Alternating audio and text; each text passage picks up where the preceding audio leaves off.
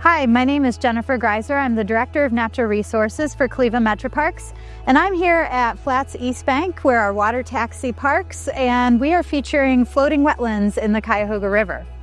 We got involved in this a number of years ago when we were considering the man-made structures along the Cuyahoga River and along Lake Erie. We have thousands of feet of metal bulkhead that really doesn't make for great habitat. We looked into the use of floating wetlands as an alternative to natural habitat because we didn't have that nice sloping shoreline with soil to host aquatic and other vegetation to create those habitat. Our first installation of floating wetlands were at Scranton Flats along the Cuyahoga River.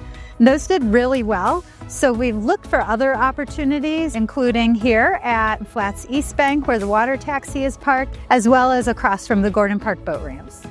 In this particular planting, we installed 6 different floating wetlands with over 15 different native plant species. In addition to what we have planted though, these floating wetlands have now attracted other native plants that have set seed. When we look at the floating wetlands, we can see plants growing upward, but then also quite a few plants growing outward in the water itself. And these floating wetlands are giving them a chance to have a good substrate, to not wash away, and to get the sun and nutrients they need.